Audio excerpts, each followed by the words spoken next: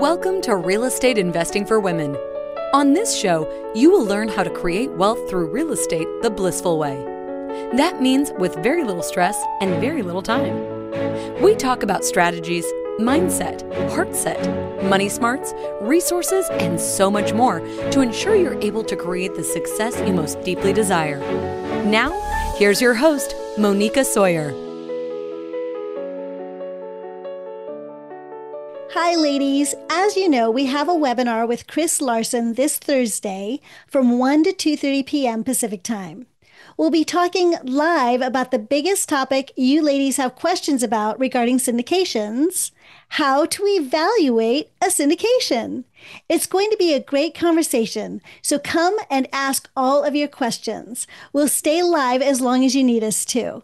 To sign up, go to blissfulinvestor.com/syndication webinar. Also, what you might not remember is we held a webinar last year with Chris where he did a complete detailed breakdown of a deal he was real-time raising funds for. It was one of the most interesting conversations I've ever had about syndications, which is why I wanted to bring Chris back for another webinar. He is so good at explaining how things work and is patient and thorough in answering questions. So join us on Thursday for our upcoming webinar. Go to blissfulinvestor.com/syndication webinar. And in the meantime, since many of you didn't get to hear the webinar last year, here is a replay of it. Listen to it. You will really learn a lot. Okay, Chris, so I know you have a new deal that just went live today, right? So I want to hear all about like 12 hours ago. Right? Yay! Yeah. So I think that one of the best ways to actually get to learn about these deals is to walk through one. So this is super exciting. So do you want to share that with us? Absolutely. So let me pull up, I'll share my screen here. I got a ton of stuff. So if you are new to the syndication space, if you're listening to this, if you're watching, first off, I'd recommend just going to the website, nextlevelincome.com. I wrote a book about why I feel like multifamily real estate is the holy grail of investing. Mm-hmm. And just to be clear, I was an investor before I started syndicating deals. So I was buying properties. I know, Moneeka, you and I talked about this when we were together on the podcast. I managed my own portfolio of real estate for 15 years. Mm-hmm. And then I was working 60, 80, 100-hour weeks. I was on call 12 years out of my career.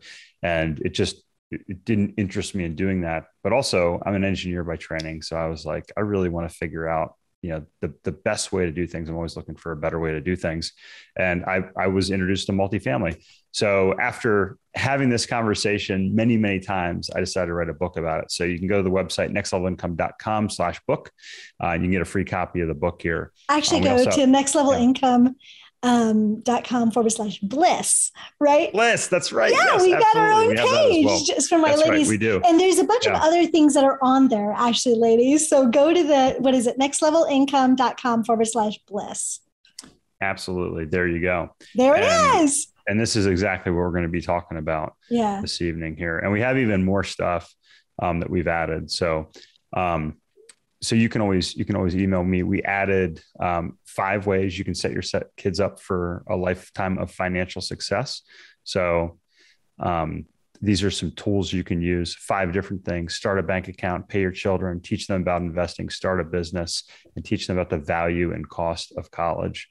So I'm big on the why. And that's really, as we get into tonight, it's like, why do we do this? Right? Mm-hmm. Why do you invest? You invest for time, you invest for freedom, you invest for the ability to do different things. Mm-hmm. But I'd like to talk about, a little bit more about the deal. So, before I get into this, Moneeka, I want to talk about the process. So if you're new to syndication, like how would I look at a deal? Like if you sent me a deal and said, "Hey, Chris, what do you think about this?" And by the way, this happens to me at least once a week. Mm-hmm. So I had one of my fellow mastermind members. He actually set it up. So he sends me this deal, and it was in this little town in Alabama. And he's like, "Hey, what do you think about this deal?" And as investors, we look at the numbers. we're like, all right, what are the returns going to be on this deal? And I looked at the deal, and my first question to him was, why do you like this town? And his response was, I don't know if I like this town. So I searched this town. It was 18,000 people. 11,000 of those 18,000 people in population were students. Now, if you looked, you'd be like, wow, this town's growing like crazy. Well, 18,000 people, like if you're in a decent sized city or town, like that's a small concert in some towns, right? No kidding. Can blow that out. So, one of the things you need to be conscious of is, why are you investing in, a specific area? Like why multifamily? That's what I talk about in my book. And I'll talk about that here in a minute, but why a certain geography of a country? So of the country are you going to invest in? So I'm going to walk through a lot of that as I kind of unfold this deal here. But the first thing I'm going to talk about is why multifamily real estate? Why do I call it the holy grail of real estate? Yeah. And the reason is multifamily is very stable. People always need a place to live. And, it waxes and wanes. It's hot. It's kind of lukewarm at times, but multifamily real estate apartments never seem to be cold because people always need a place to live. We have a few trends as well. And I talk about these in my book. One of the big trends, one of the big problems we have this decade, 2020 onward, is that we've not built enough housing. And if you're anywhere in the country right now that's even remotely desirable, this, you can't get a house. It's hard to find a place to rent. And we just haven't built enough apartments. We haven't built enough homes. And the question is like, why would we not do that? Isn't this a capitalistic society? Wouldn't money flow into that area? Well, the problem is we just didn't build it all coming out of the Great Recession. And the banks tightened up lending. My wife and I started building spec homes in 2012, 2013. We called over 30 banks. And there was one in a town of Asheville, North Carolina, which isn't huge, but out of almost 36 banks, there was only one bank that would lend to us to build a house. And this was in 2012. So in 2013, 5 years after, the Great Recession started, you still couldn't get money. You almost couldn't get money to buy a house or to build a house. So if you think about that, we have to make up for that law. And then you have the millennials, you have 20 million potential households or more living with their parents still. Well, they're all moving out and they're looking for houses. They're looking for places to live. And guess what? Guess who else is looking for places to live? Their parents, because they're downsizing, they're moving to better areas of the country. So if you find an area of the country that you want to, that is desirable, there's a housing shortage already. We don't have enough homes. Millennials, baby boomers, and Gen Z, only 36% was the article I read 2 weeks ago. About a third of Gen Z say they want to own a home. Only a third. 75%, about 3/4 of immigrants rent. So you have just all these trends that are really pushing the multifamily market. So that's number one, multifamily market. Number two, what areas of the country do you want to invest in? So I'm going to show you today this deal in Florida. It's probably no surprise. Moneeka, I know you're in California. I'm sure you don't love the state tax rate, is my guess. And I have friends in other areas of California, and they don't like the local policies. There's been stories in San Francisco about stores getting looted and these problems. And, there are people that say, you know what, I don't want to pay the tax and I don't want to deal with this. And, oh, by the way, I'm remote now. I can live wherever I want. So they move to places like Idaho, like Colorado, like Oregon, like Texas, like Florida, like the Carolinas. All these states are in the top 10 of the country. And I can dive really deep. I don't want to get too into this because I'm an engineer. I can get really nerdy on all this stuff, but I can go through all the statistics of how you look at this. But I think if you listen to those states and most people nod their heads and say, yeah, I'd rather live in an area with a lower cost of living and a better quality of life. So, although I do love California. Yeah, no, I love California too, but you're right. There's every place that you live or build or grow a business, there's advantages and disadvantages. Right now, I still love being in California, but I know, definitely there are things that are not working here. So, Yeah. but what I wanted to say is, we've never actually had someone go in, do a deep dive on sort of those numbers. Would you mind maybe go a little Yeah. bit more high level, but I would love to hear some of that. Yeah. If you Let don't me mind. pull up. Absolutely. Let me pull up. Let's see here. If I have a I don't want to couple. interrupt your presentation, but it's so, Oh, no, this you're is so great. good at what you do. And, you know, So let me find, I'll tell you what, I can do this probably in a pretty succinct way without getting too crazy here. So the easiest thing to do is look at census data, Moneeka. Okay. And you don't have to go and sift through the census website like somebody like me might do. But let me see here and see if I can pull up an article I shared with my mastermind group yesterday. And it talks about the 10 fastest growing states in the country. So if you're an investor and you say, okay, what are some good areas to invest in? You want to say, all right, let's find out where are the fastest growing states that are out there. So again, forgive me, I have to go back in my my search engine here. There's one of the articles. And I'm just going to pause the video real quick. That'd be great. Okay, so we're back. Yeah. So like I was saying, Moneeka, you don't have to go and look through all the US Census data, although that's where this comes from. So I was doing a presentation yesterday, as I mentioned, and I showed this slide. These are the fastest growing states in 2021. And I think I just did a search and looked for fastest growing states in the United States. So again, I'm not saying I like or don't like states. This is just data from where people are moving.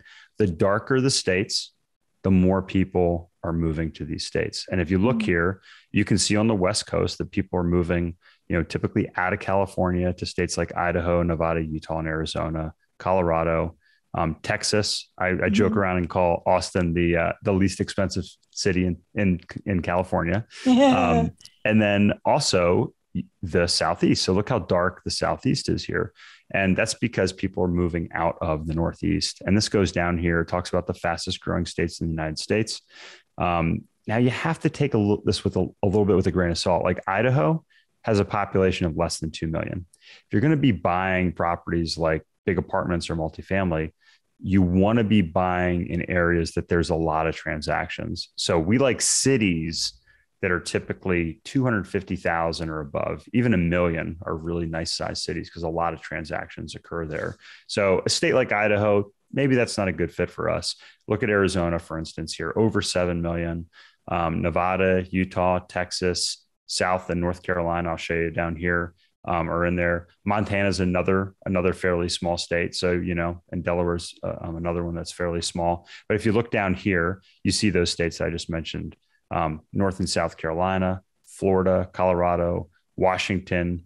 Washington State is growing, but there's some issues with some of the cities in Washington that make me shy away from it.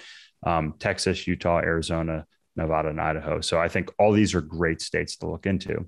What is it about Washington, for instance, that would Yeah. So when you're looking, and this, you're a landlord. So when you're looking at states to invest in, you want to be in states that have landlord friendly laws and also are business friendly. And I just ran into a neighbor down the road, and his business, now he lives in Asheville, North Carolina. They're based in Seattle. He's like, oh, I just got back. I was in Seattle for 3 months. I said, oh, what were you doing there? I'm shutting down our office. So why are you shutting down your office in Seattle? He goes, they drove us out of the city. He goes, they don't want businesses there. He goes, they didn't force us to leave, but he said, it doesn't make sense for us to do business in Seattle anymore. Amazon is divesting from cities like Seattle as well. So you also have to be considerate of that. And you have to look at what the businesses are doing and what the trends are doing. So when we look at crime, when it comes to neighborhoods, it's okay if crime is within a certain range, but you don't want crime to be rising. So you don't want state taxes to be rising. You don't want businesses to be leaving. So a state that has less businesses, but it has more businesses moving in is better than a state that has more businesses, but businesses moving out and taxes rising, because what you really want is growth in an area. So that's what we're looking for is growth in an area. And a state like Washington State may be growing, but it's also, it's very rural in some different areas. So you have to be conscious about that as well. So you said some things about, so you want to know that there are more businesses coming in. You want to know that crime isn't going up, that it's maybe stable or going down. Exactly. Is that the sort of stuff you can find out online also, or? Absolutely. And again, this is like a whole hour and a half. It's its own thing. I know. Yeah. So giving it a high level, and so if you're an investor, I don't think you have to go and you have to pull all this data. Okay. But what I would say is I would be conscious of kind of, you can go and just search like, hey, Chris is showing me this deal in Fort Myers. Let's look up our businesses growing there. And you can just do a search and see that. And I can show you some stats on Fort Myers. And then even more importantly, and I'm going to talk about this when we get into the analysis of a deal at a high level, you ask the operator, the syndicator, or the general partner, you say, hey, Chris, tell me about the situation in Florida with businesses, or tell me about what this city is doing to draw in businesses. Tell me about these things. And you don't have to have the answers as an investor, but certainly whoever you're investing with, if we're talking about a syndication, that person should have the answers for you, if that makes sense. It does. Thanks. But I will say this, that my husband is like an engineer like you. And we just had, we just had a deal come across our desk, and the numbers that were put in the deck were wrong. So he was saying things like, well, these numbers are a little bit misleading. I still like this deal because of this, but really they have a lot of business right now, but businesses are going down. That's not stated. But for him, he was able to go do that deep dive, and the syndicator was not forthcoming on that stuff. Wow. So, and maybe they found their numbers a different way, but it basically, we lost our trust, right, in that particular syndicator. So, and details are really important in this business, because the math, the multipliers are really big in the multifamily space. Yeah. So anyways, okay, go ahead. Yeah. Sorry, I keep asking all these questions, but because absolutely. I'm doing it myself, these are things that are, Yeah. This is another article I had pulled up, just talking about, the two generations that are clashing. They're both battling over gaining, housing in these different markets. And I'll talk a little bit more about that. So Fort Myers, right? So I'm going to show you this deal in Fort Myers. You're an investor and you search and you're like, well, why should I be interested in Fort Myers? Number one fastest growing city in the US. This is one of the reasons that we were interested in this market. Now, it's a smaller market. So in a market that's less than 1 million people, I'm going to want to see a lot larger growth rates than a market like, say, Orlando, where we just bought 2 properties. I don't expect Orlando to grow as fast because it's a much larger market. It's going to take a lot more to move the needle. So I'm going to want to see faster growth rates there. I was just talking about that little deal that was, that deal in a 18,000 person town. I mean, you might see some impressive growth numbers, but 1,000 people one way or the other are going to move that really, really fast. And that's almost too small. So I'm going to get into all those different subjects as we get in here, and stop me and we can discuss this. First things first, go ahead. No, I was just going to say thank you. Yeah. First things first, when you're an investor and you look at a deal, don't get distracted by the pretty pictures. So we like pretty pictures. Investors like pretty pictures. It's appealing, right? Like the property should look nice, but you want to look at the meat of the presentation. You want to look at really what's inside the presentation. That being said, I mentioned details matter. Now, I'm not going to say we've never had a typo in our presentation. We've transposed some numbers and done different things, but you want to make sure that your operator, your syndicator in a deal like this is really buttoned up. And I just said a big word, syndication, right? If that intimidates you, if you're listening to this, syndication is simply finding a deal. My partners and I go out and find a deal, and we partner together with investors and bring those investors together to purchase a deal together as a team is a syndication. It's buying a property as a team. And just like a team, you have, like on a baseball team, you have management, you have the pitcher, you have the catcher, you have people in the bullpen. Although I heard we can't say bullpen anymore. I think somebody got upset about that during the World Series. I'm not even kidding, but and then, you have people that don't even play. You have people, you have the staff, you have the assistant coaches and those sorts of things. And syndication is a team sport. I talk about how real estate's a team sport in my book. And that's a great way to think about a syndication. It's a team coming together to buy a deal, and everybody has their place. And investors, like the players on the field, are really important, even though they may not be the management staff. So this is a picture driving into the property here in Fort Myers. Let's talk about kind of some of the high level points here. So we are buying this property in Fort Myers, Florida. And a lot of these numbers, if you haven't seen these before, can be intimidating. Like, what's a cap rate? We can talk about that. Expense ratios, occupancy. Actually, this occupancy number is not even correct, because when we put this together, it's 67% almost a month, 3 weeks ago. Today, it's about 75%. So we're leasing up very rapidly. Actually, it's 100% leased, and it's 75% occupied the day we're recording this here. And the day we take ownership of it, it'll be basically 100% leased. This is a $109 million deal that we're raising $38 million for. And I can talk about the structure.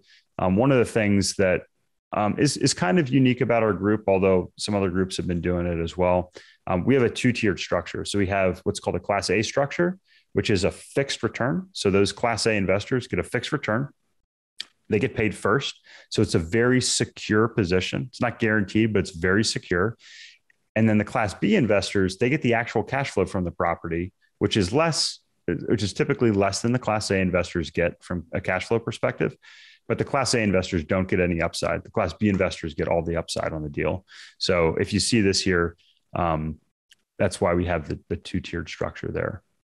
And actually, I just want to make a comment on that. Yeah.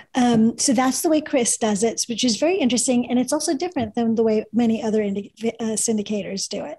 So a lot of other syndicators that I've looked at, their Class A is the first people that come in. They've only got, a few units, this many units at Class A, because they commit sooner. That's often for like the purchase of the property. Like, they're just trying to get into the deal. So they'll offer a sweeter deal. They still get some of the upside and stuff like that. But in a situation like what Chris is talking about, he's giving everybody the same opportunity, right? So you can choose Class A or Class B. It's not a, limited time only. So there's benefits to both of those, right? There are. And it really depends. A lot of people are like, oh yeah, I guess if you're retired, you're on a fixed income. Well, I'm in my early 40s. I have a good friend, a former business partner. We're the same age. We're 2 months apart. And he called me a few months back and he said, hey, Chris, I have $1 million. He sold the business. He said, I have $1 million. My goal is to generate $100,000 a year in passive income. Mm-hmm. Do you have anything that can, help me achieve that? And I said, well, you're looking for a 10% return. I said, we actually have a 9% fixed return. So I flipped the page here to show this. If you look down here, the Class A partnership structure, and it varies. Sometimes we raise 10%, sometimes we raise 30% in the Class A structure. It varies based upon the structure of the deal. And it does two things. It provides that opportunity for investors, because we had investors that wanted a higher cash flow, like my friend. And then it lowers the leverage.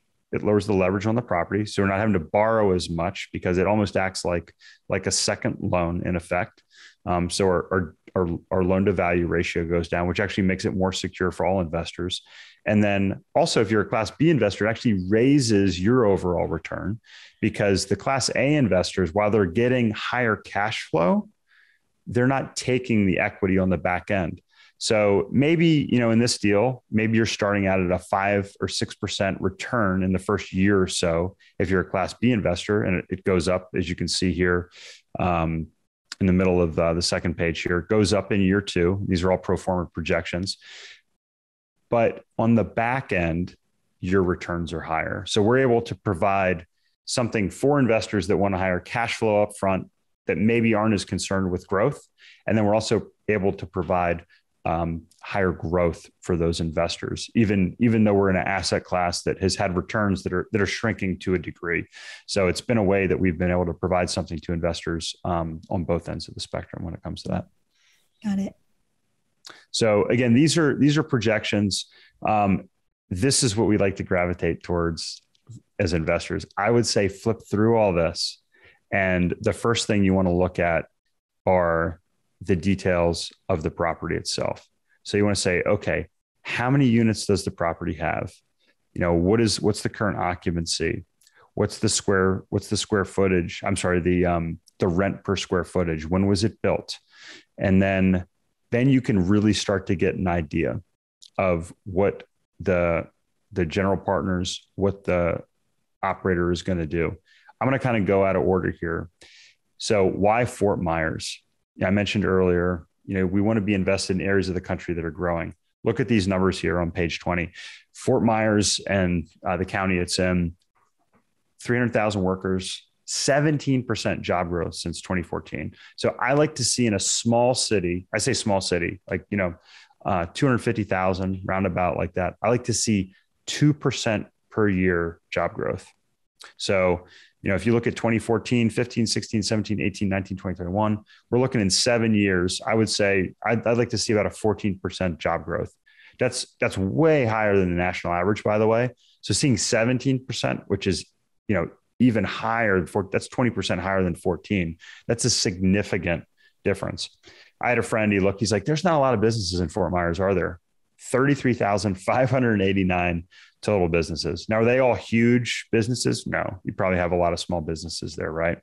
55% population growth in the past decade, and it's projected to grow almost another 50% as well in the coming years.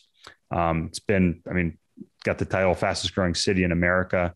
But we know Florida's growing about 15%. If you look at the population growth since 2010, look at Fort Myers, just incredible. We just bought 2 properties in Orlando. Orlando is one of the top 5 markets in the country. And Fort Myers, it's totally different. But again, this is what you're going to see between a smaller market and a larger market. So then your next question as an investor would be, well, Chris, why are you guys buying in a smaller market? There's been a lot of money flooding into core markets over the past 10 years. So these are big markets like Austin, New York, San Francisco, Atlanta, a lot of these big markets, Miami, around the country. And then what we've seen over the past 5 years, a lot of money's been flowing into the secondary markets. So that's what we focused on the past, 5 to 10 years, were markets like Atlanta, Georgia, Raleigh, Charlotte, Greenville, and Charleston, South Carolina, and then Orlando. Well, now as these secondary markets have gotten more and more investors and money flooding into them, and again, a lot of international money is coming overseas as well. Now we've started to look at opportunities in the tertiary markets. And if you think about it, we're not doing this just because we're just running around and seeing what's going on. This is where the population is flowing. People are moving out of city centers, moving to the suburbs. And now they're saying, well, hey, I don't even have to live in the suburbs. I can live somewhere that's even nicer, smaller, better quality of life, less traffic, less taxes. So we're following the population where they're moving. That's what we're doing. Does that make sense? It does. Thank you for that. And you mentioned something at the last slide where you said you're in an asset class that's shrinking a little bit. Could you explain that? Yeah. So, and I just kind of touched on that. Mm-hmm. So the more money that flows into an asset class, it does a couple things. It provides a great opportunity for operators like us that are selling deals. We've had some just tremendous exits here this year in terms of returns, but there's more money chasing these deals. Mm-hmm. So that means as demand goes up, what's happened is the returns go down. So, Yeah. if you wanted 20% returns 10 years ago, 5 years ago, maybe you were okay with, 18% returns. And then a couple of years ago, 15% returns. And now I've seen deals with 10% returns. Mm-hmm. And so you have a lot of people that don't have anywhere else to put all this cash that they have, all this liquidity. And you have a lot of big players overseas that are coming. So what we look for deals that need a little bit more work because we're okay. We have a team built to put in the work. And I'm going to walk through our strategy on this deal while we're doing that. But we also look for markets that aren't as exploited yet. So we're looking at kind of like the next hot market. Got it. So, and I think it's important to point out our group, we are a private group, but we're buying institutional quality assets. So a group like ours, there's not a lot of groups our size that can go and acquire $100 million deal like this within 2 months. So we've put together a team and a process, and we can vet deals. We can have our team on the ground very quickly, and we have the capital. We know we have the capital to close on a deal like this in a fairly rapid fashion. And then we're prepared to get in there and actually improve the asset. And some might say, like, Chris, this deal was built in the last year. How are you going to improve it? I'm going to get into some of the ways we do that here in a minute. Yeah, because it does look gorgeous, by the way. I mean, it's beautiful and right up front. Yeah, and it's again, and I'll talk about kind of what that leads to in terms of the quality of residents that we have. But real quick, employment drivers. So this is the next thing. After you've said, okay, this is the geography, this is the state, this is the city that I'm interested in investing as an investor, you say, okay, what is driving this? You have a diversity of employers. So let me give you an example. Back 10 years ago, Houston was dominated by oil. Now Houston has a lot more of an employment base. Okay. If we look at the Fort Myers market, what we're going to see is look at these employers here. We have healthcare systems with 10,000 plus employees. We have local as well as state governments here. So we have county, local governments that are very stable employers. We also have private. So we have Public Supermarket, we have Walmart, we have Arthrex, which is a medical company that I'm very familiar with. I have a lot of friends that work for them. McDonald's, another city here, US Sugar, Home Depot, Winn-Dixie, Ritz-Carlton. So I look at this list as an investor and I say, I like this because not only do I have a lot of employers on this list, but I have a lot of different types of employers on this list. They're going to draw in different types of individuals from around there. And then you can see the proximity. So when we look at the map, and I think I have a better picture here of the map. I may have skipped over it. Let me just go. I think I'm going the wrong direction. I don't want to skip through the whole slide deck here, but there is let me see here. That might have been in my other presentation.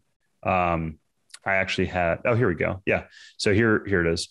So if you look at where these employers are, you can see that this property, you have easy access up 75 to all these employers here. You can get around. I've actually worked for a 6-month period down in this area. So it's very easy to get up and down. Also, I don't know if it's actually on this. Yeah, it is. Number 2 here is Southwest Florida International Airport. It's the fastest growing airport in the country in terms of seats added. So when an airport's growing that fast, it means that there's demand. There's a lot of travel in and out of the airport. So you know that people are traveling to and from that area. So that's another thing you want to look at is the proximity to the employers that you have here. And forgive me for flipping back and forth through all this stuff, but I told you I'd kind of go out of order.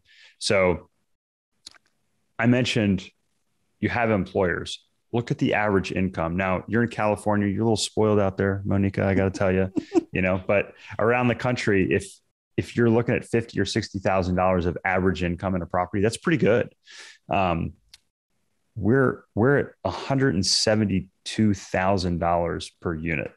That's literally off the charts. This area is a very affluent area, $2.5 million net worth, 88% of the residents in this area have white collar jobs.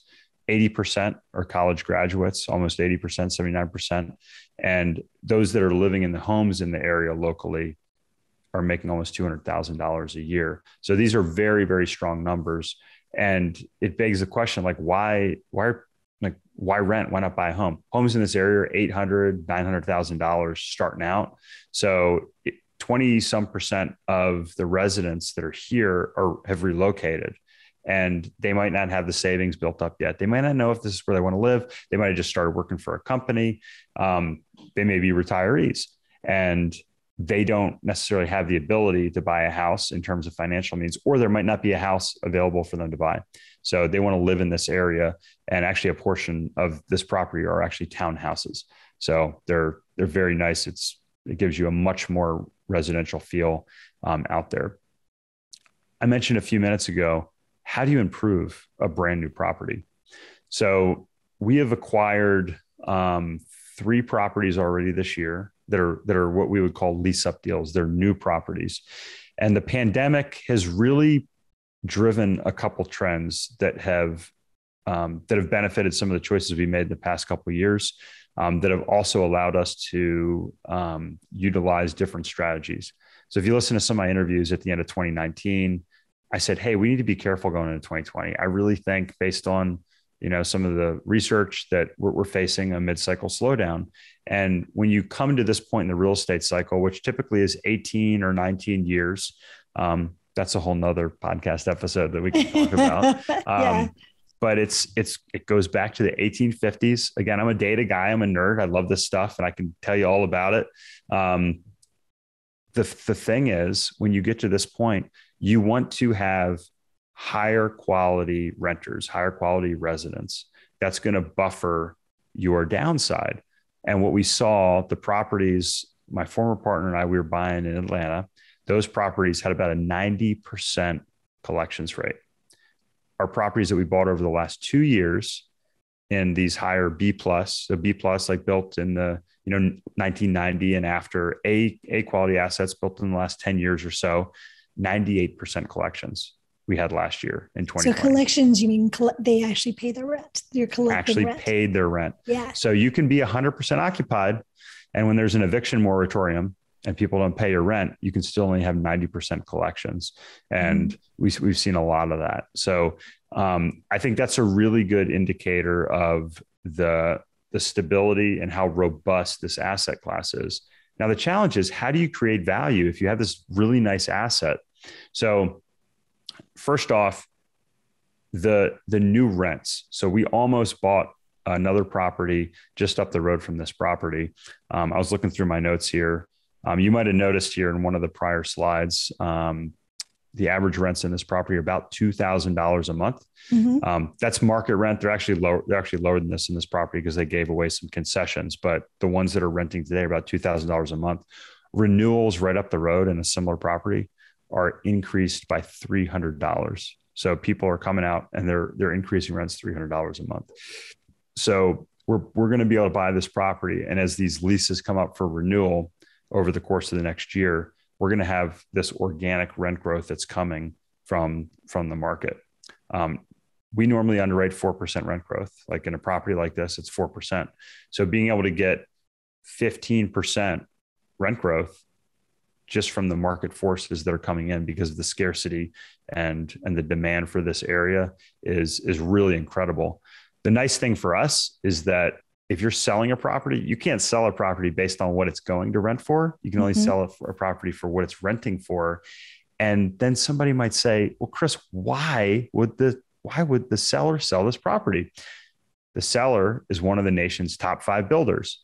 Their business is to build, lease up, and sell the property as fast as possible. That's their job. I just paid $4,000 to have my condo unit painted yesterday. I needed it painted in 48 hours. I could have probably had it painted for $3,000 this weekend, but I needed it painted in 48 hours. So I was willing to pay that extra money for it because I was going to make a lot more money by getting that renter in a month sooner. All right. Because that's that's what's important to me. What's important to the builder is they get out of the property, they collect their capital, and they can invest it and start their next project. That's how they make money. So sitting in this project for another year and maximizing the rent is going to actually cost them money because they're not able to necessarily build another project. That's not their business model. Right. It's not their business model. Right. That's our business model. Right. Yeah. So my question to you on this is, okay, so you just said that you had basically 100% pre-leased, 75% yep. already full. But you're counting on this growth of the new rents. But as you have renters in, you can't increase someone who's already in, you can't increase their rent. Correct. At the same level. So usually with these, it takes some circulation, right? Some attrition and people moving around to make that happen. So how are you addressing that? Yeah. So that's an excellent question. So we've underwritten that. So mm-hmm.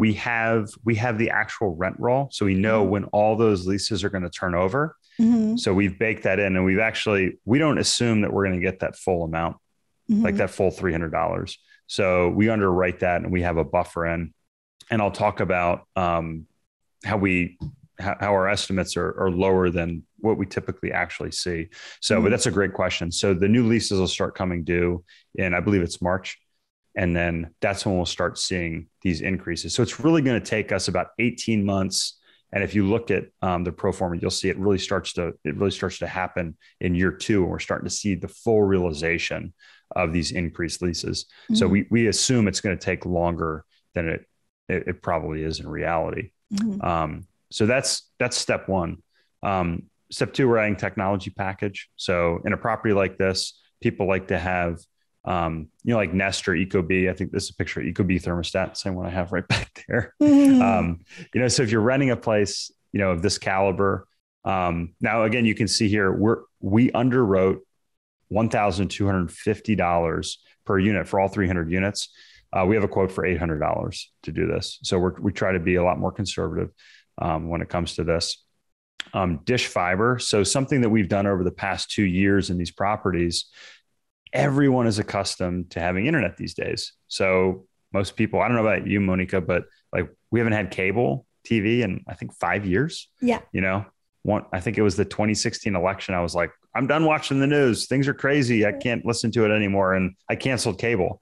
But we pay more for internet, and we pay more for subscription services. So instead of letting Charter or Spectrum or AT&T or one of these other companies come in and sell internet, we actually bring in a company. We've been working with a company called Gigafy. Now we work with Dish Network, which people are familiar with. They have a product called Dish Fiber. They come in, they install it. We do a profit split on the back end, and the residents actually get a lower cost for their internet. What we've been doing is we charge a technology fee for that. They get the base amount. They can also choose the mid-tier or the higher tier to do that. They get better economies when it comes to that for them. And then we have this is showing increased cash flow of $136,800 per year. If you do the estimate of what we're collecting per month, it's going to be significantly higher than that. But we don't expect a full adoption rate. We usually estimate about a 50% adoption rate when it comes to that. But we're seeing 60, 70+% adoption. And a property like this, it's probably going to be even higher than that, if that makes sense. And then private yards. So if you look here, let's see if I don't know if I can blow this up, but a lot of times you get less money for first floor rents. You get more money for the top floor rents. Mm-hmm. We get more money for first floor rents because we build little private yards. And if you have a kid, you can let your kids play out back without them, running away. If you have a dog, you can put your dog out back. Most of the time we use turf instead of grass.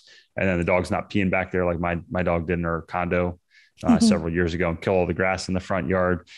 So we're getting a really significant premium.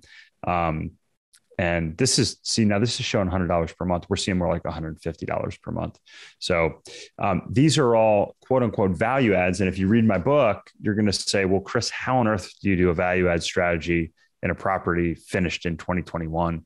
And those are some of the strategies that we use to actually add value to a property that looks brand new. And most people would assume you can't do anything to that property. These are some areas that we've been able to find value.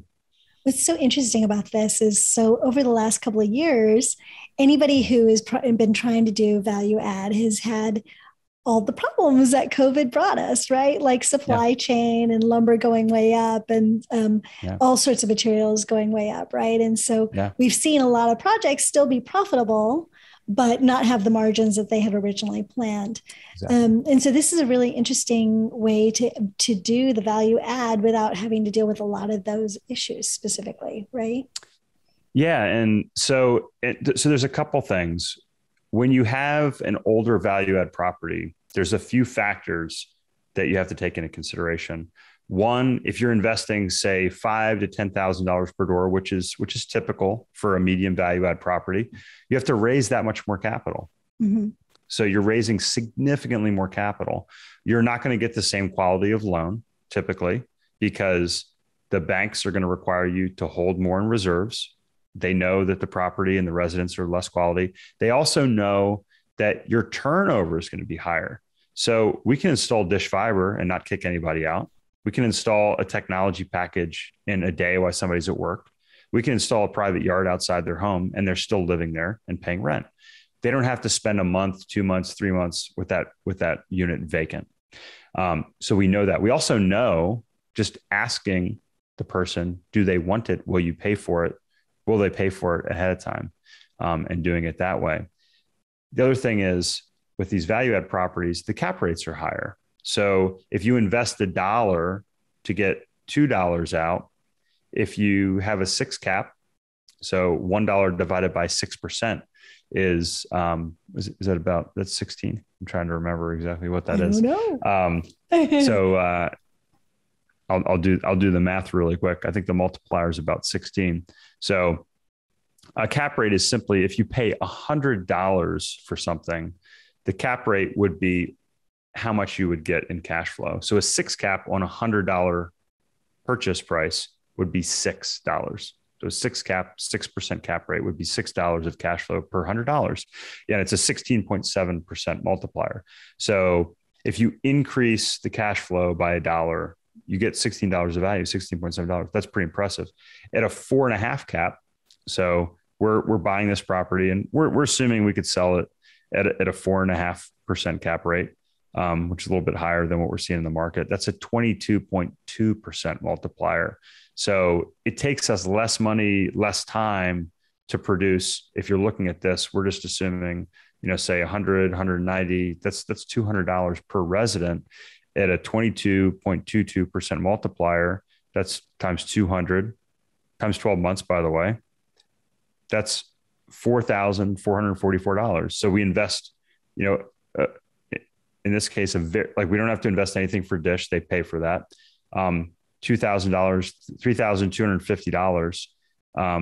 And the first year we're creating $444 in value and doing that. And that value persists in perpetuity. But that's blending all those things together. So it's a very easy way to create a very significant return on your money very quickly in these properties. So that's kind of some of the high level stuff. We spent a fair amount of time on this. If you're an investor and you're looking at unit mix, you don't need to spend a tremendous amount of time on this. What I will say is, you don't want anything that's too crazy. You don't want to, if there's a property, it's all 3 bedrooms. Is it all townhouses? Like, why is it all 3 bedrooms? Because 3 bedrooms, they rent for more, but you're not going to have as much demand for those. If it's all 1 bedroom, like why all 1 bedroom? What about people that have, they work from home? What about people that, you can't have 2 roommates in there and do that? Is all 2 bedroom? Maybe that's okay. But we like to see a nice mix of those. You want to see less 3 bedrooms, more 2 bedrooms, more 1 bedrooms. This is a little skewed because you'd be like, this is kind of high for 1 bedrooms, but if you look, a lot of these 1 bedrooms also have a den. So there's a difference here with that. So we have 1 bedrooms, we have 1.5 baths. You look, some of these 1 bedrooms, 946 square feet, that's pretty big for a 1 bedroom apartment when it comes to that. And then there's also several of these 3 bedrooms that are down here are actually townhomes, as you can see. So there's 24 townhomes that are associated with this. So we have this really nice mix in this property of townhomes all the way down to 1 bedrooms, including 1 bedrooms with a den. So you could have a couple where they work out of the house. Like my wife and I, when we rented our first apartment, it was a 1 bedroom, but it had a loft. So we were very comfortable in that space. So this is a very flexible property that has, a lot of diversity when it comes to the different unit mixes, if that makes sense. Mm-hmm. This is a lot of the details of the property here. This, again, I mentioned it earlier in the property, top 5 builder in the country, terrific reputation. If you're talking to an operator of the deal, when you're buying a property, you want to say like, hey, are there any structural issues? Does the roof need to be replaced? Is it slapped together? In a new property like this by a builder of this caliber, I mean, these apartments are built like condos. I mean, they're phenomenal. And when you see the amenities in this property and you see some of the finishes, they're really, really well done. Stainless, you have really nice quartz countertops, really nice layouts in here. You see here, this 2-car garages in some of these units. We also have 1-car garages as well, and some storage units in here that also adds additional rental revenue that comes in.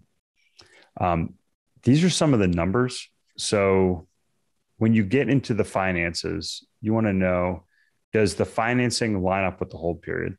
So a property that takes less work, you can hold it for less of a period of time than a property that's going to take a 2-year project to complete. So if you're investing in a property and your operator says, okay, we're going to spend 2 years executing our value add strategy, and they only have debt on there that lasts for 3 years, what if something goes wrong at the end of that couple year period? Because it's going to take 2 years. Moneeka, you mentioned this earlier.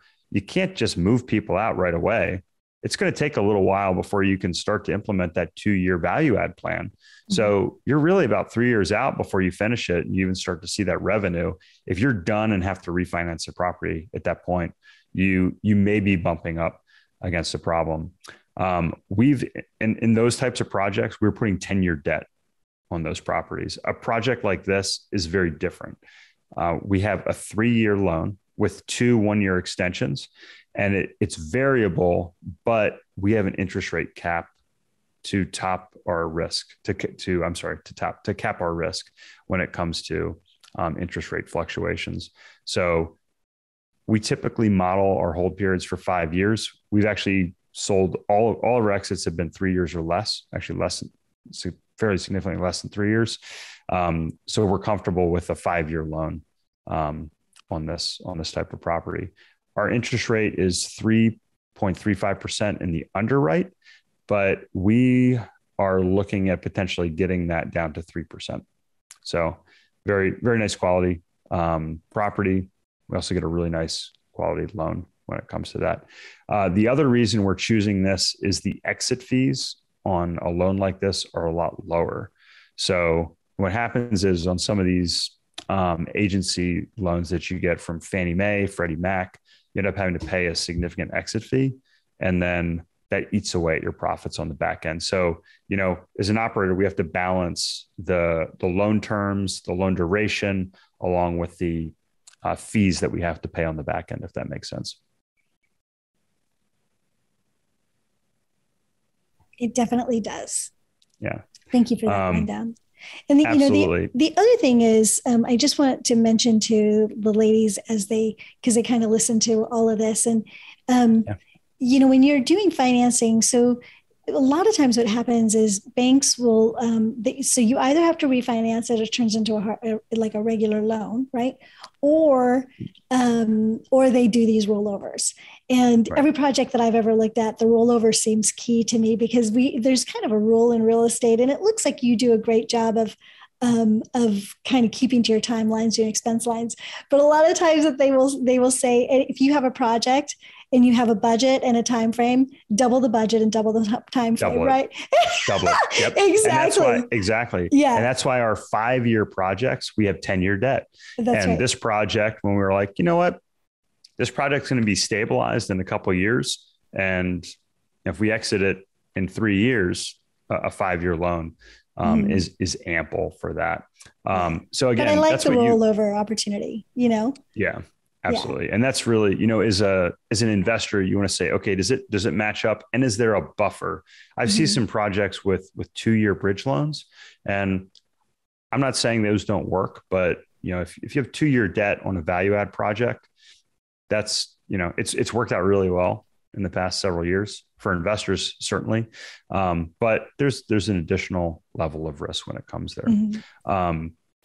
This slide can take a ton of time. I'm going to point out a couple things, and then we can go into a couple sections. As an investor, you want to look at the comparable rents that are out there. And this actually doesn't have the walk on here. I mentioned that property that's seeing those $300 rent premiums. So we can only fit so many rent comps on this slide. But I have a full comp list on here. But if you look at this, I think there's something you want to look at as an investor. So this property finished in 2021, it came online. Average rent per square foot, $1.95. Now our actual rent per square foot is more like $1.75. And this is not taking into account some concessions, but I would note as an investor, if you look at this, where are we in terms of the market? So some markets like California, you might say this is low. Some markets like the Carolinas, you might say this is high. What you want to note as an investor is where does the property fall in the market, and where there's definitely room to move in terms of rent per square foot in this market, both in terms of, I should say rents in this market, both in terms of rent per square foot, also in terms of rents per unit. There's only one property here. If you look at average rents per unit are lower than this, but if you look at the average square feet, they're smaller. So you want to know that you have room to move in the market. We also talked earlier in the presentation about the tremendous income levels in this property.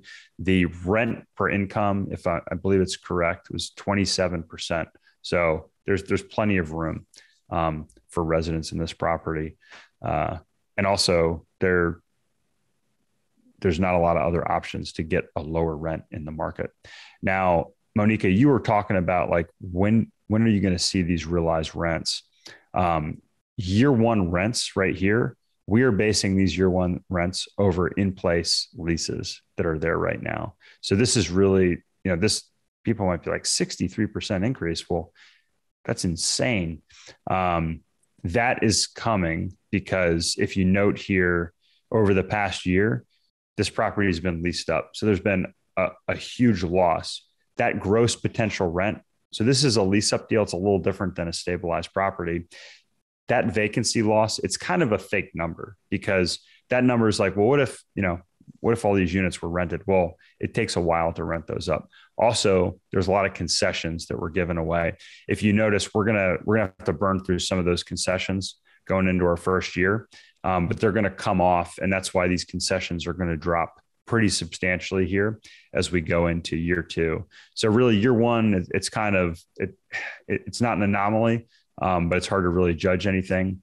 This 17% rent growth in year two, that's where we're looking at, all right, what are the comps in the area? What are the, and that's actually revenue growth. That's not total growth. So that 17% is coming from rent growth. And it's also coming from, we talked about all the other income that we were we were bringing in terms of the technology package, the dog guards. So you can see that the other income is going to be growing to $966, almost $967,000. So that's not a 17% rent increase that we're looking at. It's burning off a combination of burning off the concessions, other income, and rent increases as well. And we're really only baking in an organic 4% rent increase into those numbers is what we're looking at. And you can see that in years 3, 4, and 5. So some people may look at that and say 17%, that's insane. You can't get a 17% rent growth number. But we think that number is quite realistic based upon the fact that that's coming from 3 different buckets of income in here. The other thing I would point out, operating expenses, these are our total OpEx budget in our properties that are older than this are usually about 36% with our property management company. So seeing OpEx budgets of 39 and 40% for operating expenses, that's pretty high for us. We have 2 other properties with the same management company in Orlando that are similar quality. And as you can imagine, the higher the quality of property, the lower the operating expenses. You're going to have lower turnover. You're going to have less issues going back and forth, less maintenance. Also, we use a big regional operator. FCA is the management company that we use, and they know this market well. So we are basing our payroll and our numbers for all this. And you'll notice the payroll here. We're stabilizing this at $398,000. This is a lease up payroll, so it's going to be a little bit different. But we're stabilizing this based upon the Florida market numbers that we've seen in our markets, as well as that FCA is providing us that operates in that market. The other thing of note, if you're buying a property, if you look at, there's a huge jump here in our operating expenses, property taxes.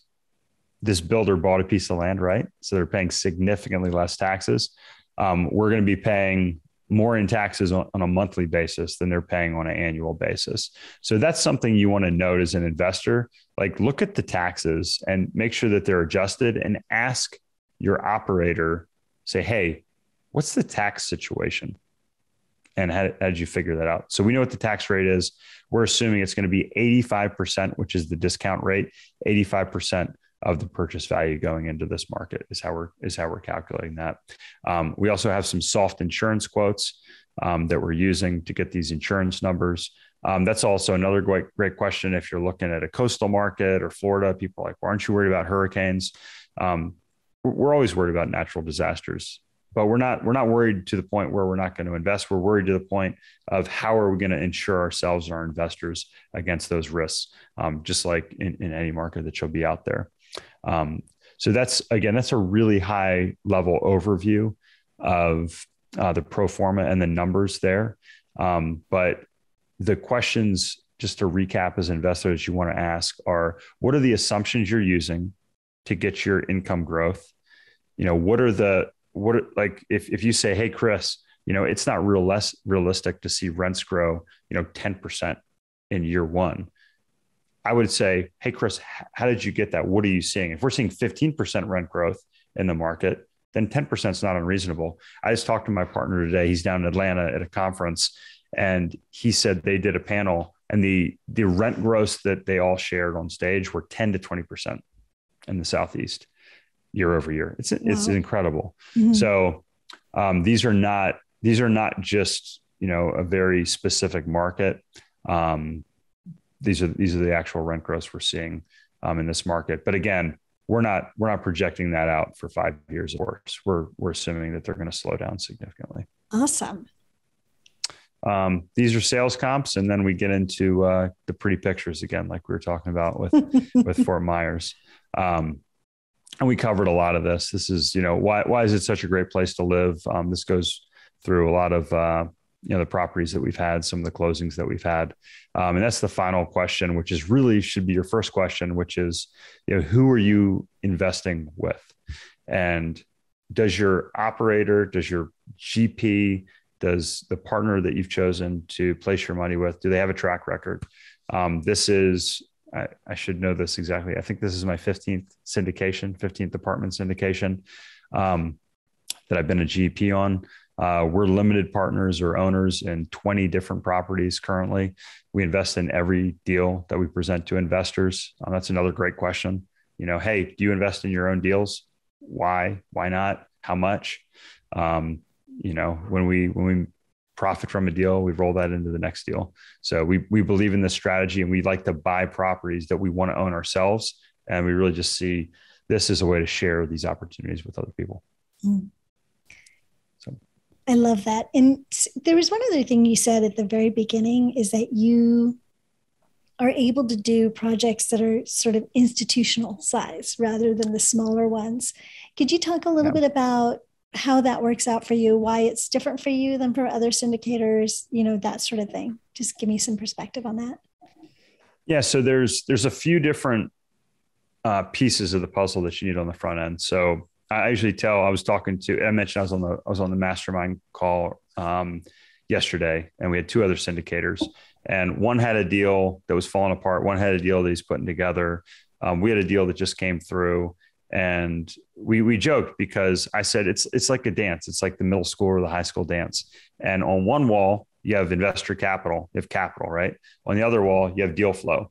And it depends on who is on the floor at the right time. You have to have the right deal at the right time with the right capital coming through. If you have two people come off one wall and one person off the other wall, only two of those people can dance together. Well, I guess you could have three people dance together. That's where the analogy falls apart. But yeah, the analogy falls apart a little bit there. It depends which wall they're coming off of, if you ask me. But it's overly simplistic. I just crushed my own analogy. But you have to have the right deal and the capital come together at the right time, right? For a long-term partnership. How about that? Maybe we can agree on that. So you have to have the right mix on the dance floor at the right time. So we have created a deal flow. We have 5 people on our acquisitions team. So we're constantly looking at deals. We've underwritten. Oh, my team told me they're going to underwrite 450 deals this year. 450. Wow. So yeah, this young team is out there. And so we have my main partner, and then we have the team underneath of him. And I mean, they're out there, looking at, that's 2 deals a day on average that they're underwriting. It's like looking at the matrix. If you look at our spreadsheets, it's just deal after deal after deal. But the good thing is, because of the number of deals that they're looking at, they know, like I mentioned, this deal, they knew, they're like, oh, this property up the road that we almost bought is getting rent premiums of $300. By the way, the reason that seller didn't sell, because he decided to hold on to the property and get those rent premiums. So they're so good that seller decided to hold on to that. That broker that was selling us that deal, because that deal fell apart, brought us this deal. So we get deals because of our knowledge of the markets, our relationships with brokers, and just the frequency that we're in there. And then the big piece is our reputation. So we have 100% track record of closing. We typically close for deals this size, a very short timeline of 2 to 3 months, because we know so much coming in. We don't have to spend a month after we get the deal under contract to run through all this process. This deal was under contract just this past week, and we put the package together. Our team's ready to go, putting everything together. I started reaching out to investors a couple of days ago saying, hey, just a heads up. I had some investors on a wait list. I said, hey, we have a deal coming through. Are you still interested? So I know, how much capital and what we can move to get a deal done. So we're always tracking those numbers. And then it comes down to communication. So it's sharing information with investors, being transparent, and then also explain the process. So investors know that our deal, our agreement on our end is we're going to find you this deal. We're going to share the details of this deal. Your part of the bargain as an investor, as part of the team, is that you're going to get 2 to 4 weeks to look at the deal and fund the deal. And then we're going to close about a month after that. And our last deal, it was oversubscribed. There are investors that didn't fund on time and they didn't get into the deal. So that's why we had a wait list. And then the big part on our end is I'm sending out investor updates every month. Our investors get distributions every month. They get quarterly updates as far as financials that come in there. We try to be as transparent as possible when it comes to that. So, we have the deal flow, we have the investor relations and the capital side of things. And then on the back end, we've had 4 exits with the team this year. They've all exceeded our pro forma expectations by a significant margin. Our average returns are well into the 20s or higher than that. And you can see our projected returns here. I certainly don't promise those returns on every deal we do. I would look at every deal on a deal by deal basis. But the bottom line is the third piece of the puzzle, or the third leg of the stool, if you will, is the operations side. And our head asset manager, Brian, he ran a portfolio of $1.5 billion, significantly more units than we have now. I think it's a factor of 3. So he's used to running. This is kind of cute for him to run, the number of doors that we have at this point. But you need somebody that's comfortable, and that's the other thing you need to ask the operators that you work with. Hey, what's your track record? What's your plan? Can you handle this? We're only going to buy 1.6 or 7% of the deals we underwrite this year. It seems like a lot of, people are like, oh, you bought 7 or 8 deals. That seems like a lot.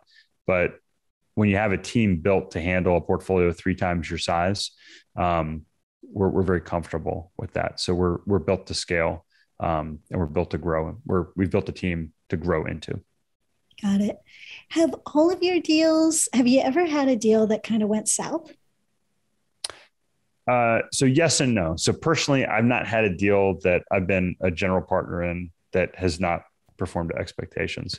That being said, COVID, like if you asked me in the middle of COVID, like, are your deals performing like to pro forma? The answer was no. Mm. So, if you look at them overall, and I didn't have any investors. I actually increased my investor updates to every week last year because we wanted to tell investors, hey, here's what's going on. And that's our pledge. We want to be as transparent as possible. So yeah, a lot of deals were kind of quote unquote going south last year. But they were really bobbing, they were bobbing up and down, and all of our deals stayed afloat. So this is a great question to ask. What's the worst case scenario? Mm-hmm. It was actually one of the first deals I invested in. And it was the group that my original partner and I originally partnered with on our first deal. They bought a deal in Houston. And I mentioned that Houston was one of those markets that had a lot of oil industry and they didn't have a lot of diversity. Mm-hmm. So this was 7 years ago. The oil market, oil was $120 some a barrel, and it crashed. I think it was $50 a barrel, if I recall correctly. Oil market tanked. The group I invested with, they had a third partner. There was 2 of them, a third partner. They split. That third partner went a separate way. They were distracted. They switched to management company. So things were kind of not great just in general. With the group, they weren't great in general. With the economic market, the management team got switched out at a local level. It wasn't great. And then the hurricane comes through Houston and blows the roof off of, I think it was about 20 units out of 200 units. Oh so goodness. It was just like this, perfect storm of events. Now that deal still made money. I averaged about 5% returns on that deal. I didn't lose capital, but we had a capital call because they had made a big distribution early in the hold period. So I had to send a check in. I'm like, this isn't fun. I'm supposed to be making money from this deal.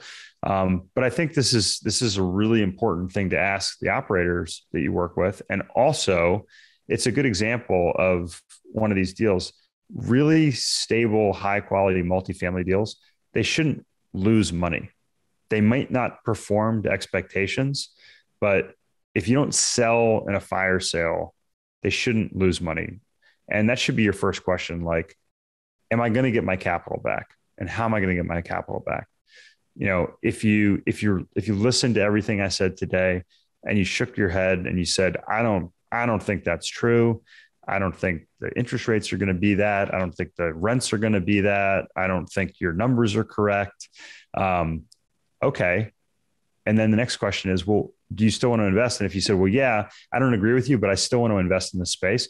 That's why we have the Class A, because you can decrease your risk and you can say, hey, I don't think I'm going to get this return. So I'm going to take a slightly lower return that's more secure and get more of a bond-like return that's 9% on a monthly basis, was at 0.75%, and take that. So I'm not going to argue with an investor that says, hey, I don't really like where the multifamily market's going, but I want to be invested.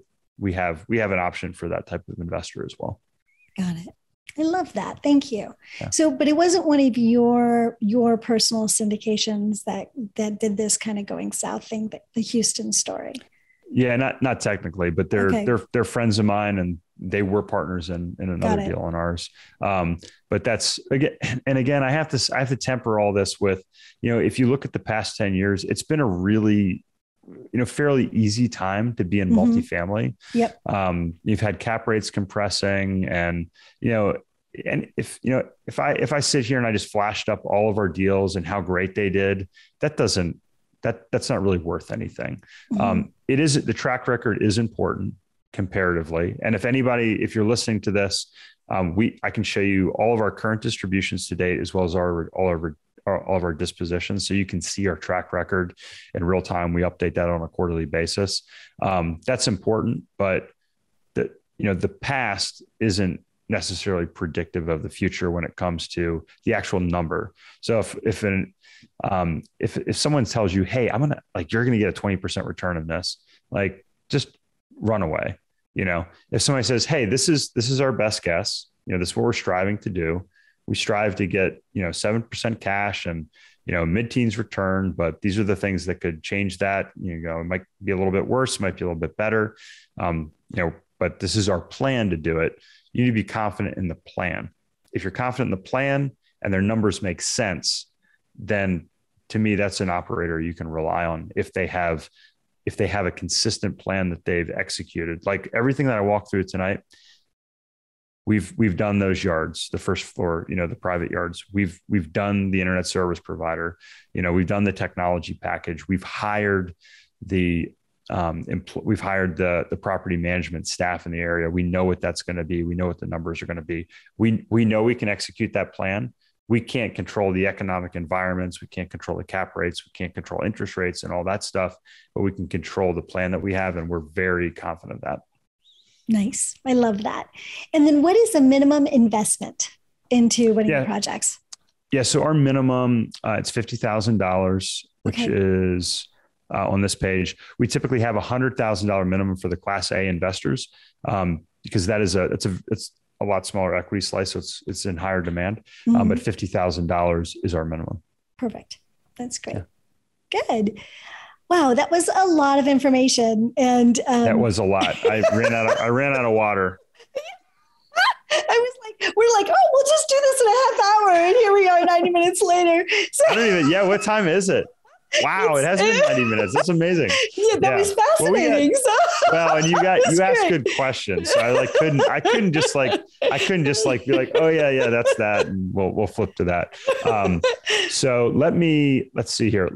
I should leave with my contact information, of course. Definitely. And we do have, I don't know if anybody who's online with us has any questions. If you do, please let us know. I'll pop on here. So this is woo. So you can see we have a terrific team. This is my contact information here. These are my three main partners that live here right down the road. This is our terrific staff. They do a tremendous job here. But yeah, if you have any questions, feel free. Tracy, I know you're joining us here. Feel free to, throw any questions in the chat box, or if you want to come on here live and talk, that's great too. Yeah. Tracy just came off of something that she was actually, I think, hosting. So I'm sure her brain's a little bit fried, but she says, no questions. Okay, good. And Tracy and anybody else who's listening to this, I will be sending this out. And just remember that a lot of talking about a deal, why I wanted Chris to really go deep into a deal is part of the learning curve is to actually do something real and live, right? Like it's really easy to talk about with syndication is theoretically, it's not easy, but I mean, that's a lot of what we hear. But to actually go deep, and Chris, thank you so much for giving us an hour and a half of your time. Welcome. Yeah. But yeah, when you go deep into the evaluation of a particular property and that you get to see what's going on in the mind of someone who's good at this, has done a lot of this, then you can, you ask questions, right? And you also learn through that process. So this is just one deal and one perspective, but Chris has done other deals and will do other deals. And you know what I mean? So yeah. So thank you so much for really going that was fun. That. And yes, terrific questions. And I'm glad we could go through that, because we certainly couldn't have done all the other presentation as well as that. That's right. In addition. And again, if you're listening to that, either later on, you can reach out. My information is chris@nextlevelincome.com. We can set up a time on the website, nextlevelincome.com. You can get a hold of me. I can go through any of this. And if you want to see our deals that come through, you can click on the invest link and put your information in there. Perfect. And there's a bunch of free gifts at nextlevelincome.com/bliss. So you can get his book and really get to know Chris even deeper and sort of the way that he thinks about this. Like, we got a ton today, but I got plenty more. Yeah. We got all kinds of free books up there. Got our awesome podcast with you, Moneeka, that was on there. We keep trying to put more and more resources up there to help people out, because our goal is really, the first two tenets of Next Level Income are make money, keep money, and then grow your money. We talked about how to grow your money in an investment today, but it's a great time of the year right now, coming, into December, to figure out how to keep more of your money through tax strategies and those sorts of things. We have a ton of stuff as well that can help out with that. Nice. So ladies, you can go to nextlevelincome.com/bliss to get that book and get more of those freebies that Chris so generously shared with us. Thank you. Absolutely. Thank you, Moneeka. Yay. Tracy, so I'm going to assume you don't have any other questions. Thank you for joining us. And everybody who's listening later or was here today, just always remember, goals without action are just dreams. So get out there, take action, and create the life your heart deeply desires. We'll see you soon. Bye. Wasn't that an amazing webinar? Chris really does a great job, doesn't he? So don't forget to join Chris and me this Thursday for our live webinar on how to evaluate a syndication. I'm so excited to share this with you this Thursday from 1 to 2:30 p.m. Pacific time. Bring all of your questions and don't miss it. To sign up, go to blissfulinvestor.com/syndication webinar. That's blissfulinvestor.com/syndication webinar. See you then. I hope you enjoyed today's show. If you'd like to find out more about how to become a blissful millionaire, go to blissfulinvestor.com. See you next time.